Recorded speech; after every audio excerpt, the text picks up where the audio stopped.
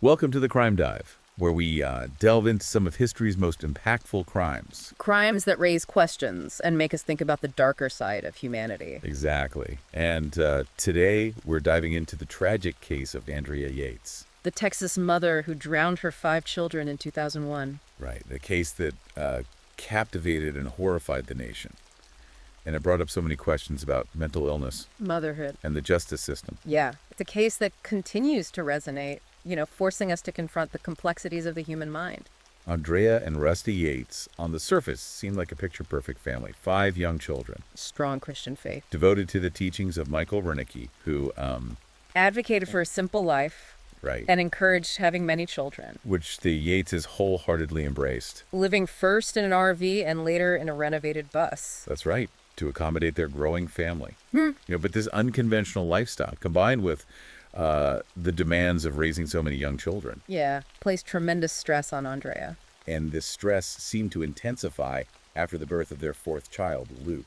Yeah, that's when Andrea's mental health really started to deteriorate. Right. She began exhibiting signs of postpartum depression. Which could manifest as, deep sadness and anxiety. Yeah, feelings of detachment, hopelessness, and even thoughts of harming yourself or your baby. But Andrea's struggles went beyond typical postpartum depression. Her condition escalated into postpartum psychosis. Which is a much rarer and more severe form of mental illness. Right, and it caused her to experience hallucinations. Delusions. And really a profound break from reality. She believed that she was possessed by Satan. That her children were not safe. And that she had to protect them from eternal damnation. So in a desperate attempt to save her children from what she perceived as impending doom, Andrea attempted suicide. Twice. Yeah. Leading to her hospitalization and a diagnosis of postpartum psychosis. Doctors prescribed Haldol, a powerful antipsychotic medication. And initially, it seemed to help. Her symptoms subsided. Andrea and Rusty believed she was cured.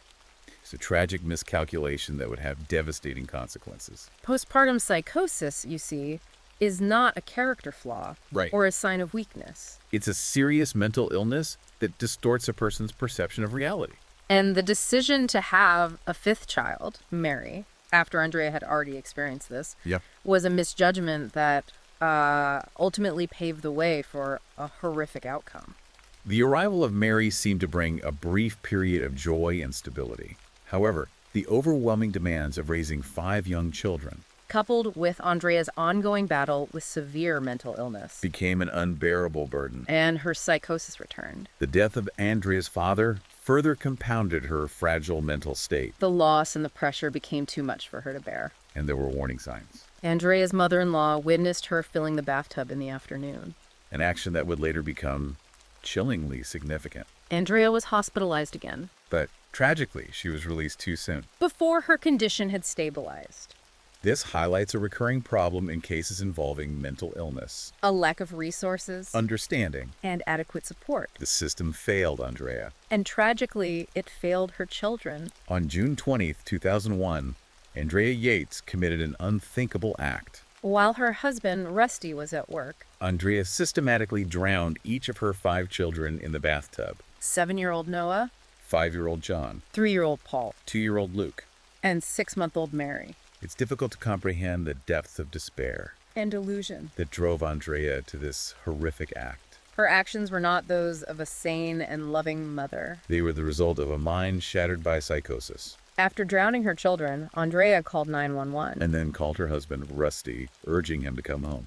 When first responders arrived, they were met with a scene of unimaginable horror. The children's bodies were laid out on the master bed. A testament to the devastating consequences of untreated mental illness. The media descended upon the Yates home, transforming this private tragedy into a public spectacle. The nation was both captivated and horrified, struggling to grasp the enormity of the crime, and grappling with the complex issues it raised. The crime sparked intense debate and scrutiny about mental illness, motherhood, and the very nature of culpability when a parent commits such a heinous act. Public opinion was sharply divided. Some felt sympathy for Andrea, viewing her as a victim of her own mind. Others saw her as a monster, incapable of remorse, and deserving of the harshest punishment. The case also brought intense scrutiny upon Rusty Yates, Andrea's husband. Some questioned his role in the tragedy, criticizing his decision to have another child after Andrea's initial psychotic episode, and his seemingly stoic demeanor in the aftermath of the deaths. However, it's important to remember that everyone grieves differently. And what some perceived as detachment might have been Rusty's way of coping with a loss that most of us can't even fathom. Rusty maintained that he had no inkling that Andrea would harm their children. He trusted the doctors who were treating her, and believed her condition was being managed effectively. Yet he faced a barrage of criticism, Accusations of naivete, irresponsibility, even abuse. Despite the backlash, Rusty steadfastly defended Andrea, insisting that she was a loving mother, who had been driven to madness by a powerful and debilitating mental illness. The Andrea Yates case was poised to become a landmark legal battle, exploring the complex interplay between mental illness and criminal responsibility. The prosecution sought the death penalty, arguing that Andrea was aware of the wrongfulness of her actions, and that she had deliberately killed her children as an act of revenge against her husband. The defense team, led by the renowned attorney George Parnham, faced an uphill battle. Public sentiment was largely against Andrea, and proving that she was legally insane at the time of the murders would be a formidable challenge. The trial began in February of 2002. In Houston, Texas. A jury of 12 people would decide Andrea Yates' fate. The prosecution presented a case that portrayed Andrea as a calculated and vengeful killer. They called witnesses who testified that Andrea appeared calm and collected after the drownings, suggesting that she was aware of the severity of her actions. They argued that she had methodically planned and carried out the murders, and then called 911 to report her crime, right, to avoid taking responsibility for her actions. The defense, on the other hand, mounted a vigorous defense. They argued that Andrea was not a cold-blooded killer, but a loving mother, whose mind had been ravaged by postpartum psychosis. Their case rested on the legal concept of insanity. In Texas, the M'Naughton rule is used to determine insanity. This rule states that a person is not legally responsible for their actions, if at the time of the offense they were suffering from a mental disease or defect, that prevented them from knowing the wrongfulness of their conduct. So the defense had to convince the jury that Andrea's psychosis was so severe that she was incapable of understanding that what she was doing was wrong.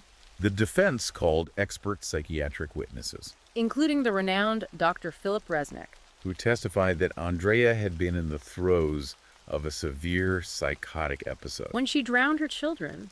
He explained that her delusions, her belief that Satan was inside her, and that her children were destined for eternal damnation, had driven her to commit this horrific act. Dr. Resnick emphasized that Andrea's actions were not motivated by malice or revenge, but by a desperate and misguided attempt to save her children from what she perceived as a fate worse than death.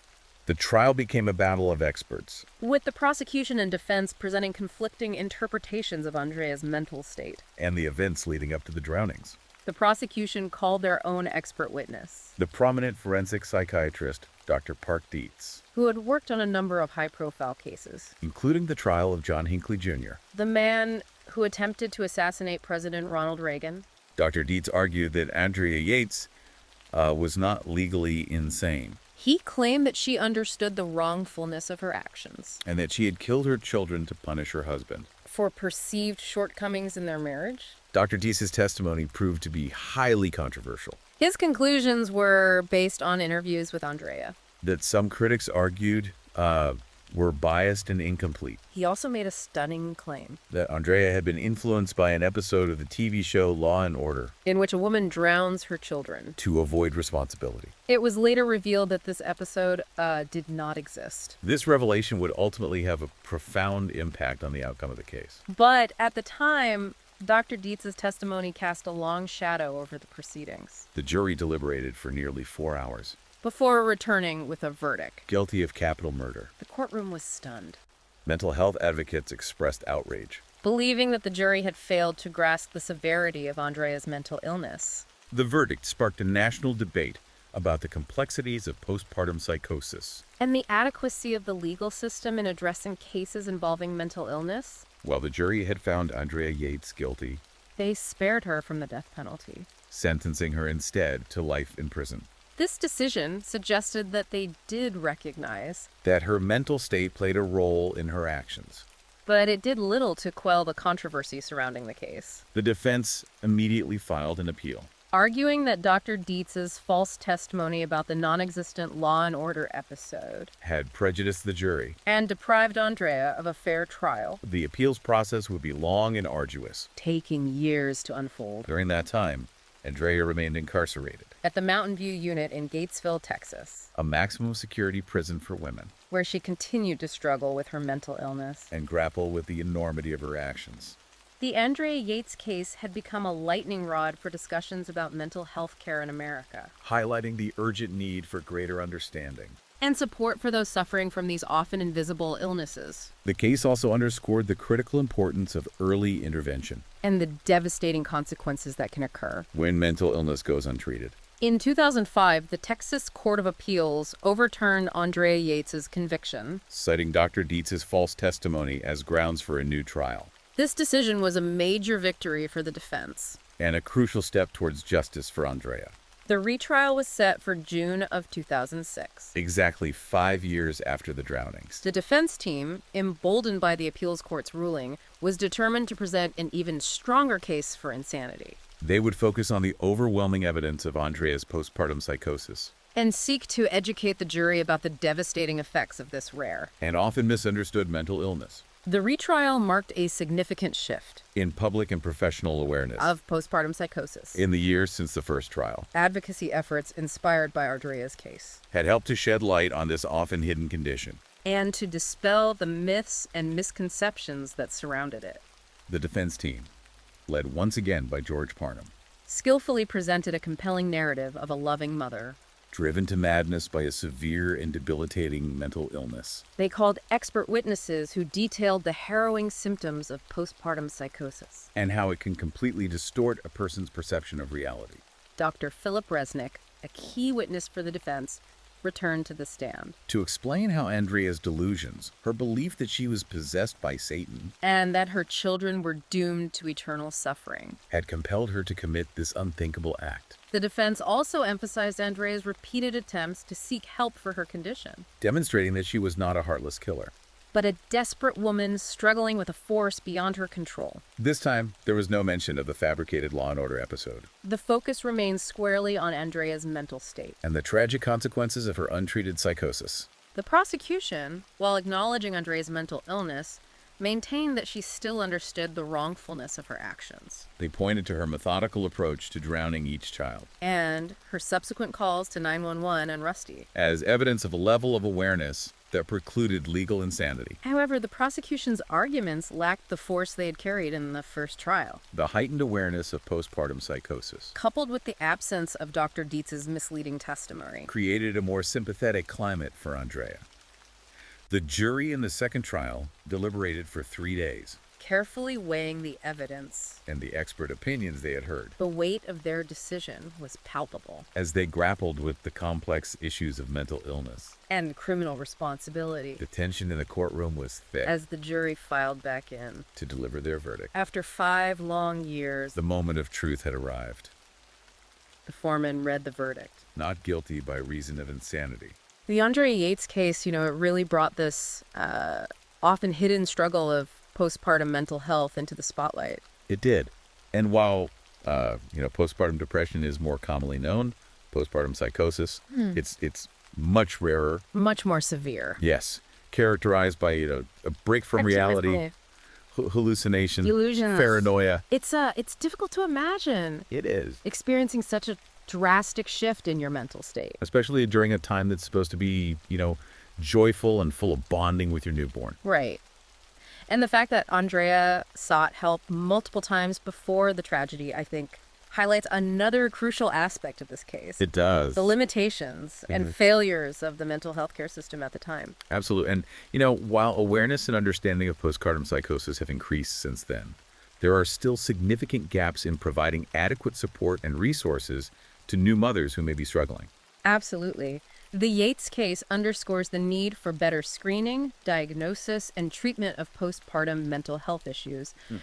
Early intervention is key. It is. And we need to ensure that healthcare providers are equipped to identify those warning signs. For sure. And that new mothers feel comfortable seeking help. without shame or stigma. Exactly. Another layer of complexity in this case is the role of religion. Right. The Yates family's strong religious beliefs, influenced by Michael Wernicke's teachings, shaped their worldview and decision-making. They did. And some argue that these beliefs contributed to the pressure Andrea felt to have a large family and adhere to a certain lifestyle, potentially exacerbating her mental health struggles. Absolutely.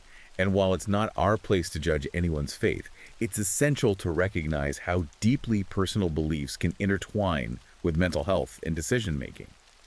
This case invites us to consider how religious communities can offer support and understanding to those facing mental health challenges, rather than inadvertently adding to their burden. Absolutely. The Andrea Yates case also forces us to confront, these uncomfortable truths about societal expectations of motherhood. That's right. The idealized image of a happy, effortlessly nurturing mother can create immense pressure for women, especially those who are struggling silently with mental health issues. Absolutely. And it's crucial to create a culture where mothers feel supported in seeking help. Yes. Where vulnerability is seen as strength. For sure. And where the diverse realities of motherhood are acknowledged and respected. The Yates Children's Memorial Fund, established in the wake of this tragedy, has played a vital role in advocating for improved mental health care for mothers. Absolutely. Raising awareness of postpartum disorders. And their efforts highlight the importance of turning tragedy into action, using these heartbreaking events as a catalyst for positive change. For sure. The Andrea Yates story is a harrowing reminder that mental illness can strike anyone, anywhere, at any time. It's a call for greater empathy, understanding, and support for those facing these invisible struggles. Absolutely. And if you or someone you know is experiencing mental health difficulties, please reach out for help. There are resources available. There are. You don't have to face this alone. Remember, seeking help is a sign of strength, not weakness. Thank you for joining us for this deep dive into the tragic case of Andrea Yates. It's a story that compels us to reflect on the complexities of mental health, motherhood, and the systems that are supposed to support families in their most vulnerable moments. And we hope this exploration encourages further discussion and action. It does. Leading to a future where tragedies like this become less likely and where every mother receives the care and support she deserves. Please subscribe to The Crime Dive for more in-depth explorations of true crime cases that continue to challenge and inform us.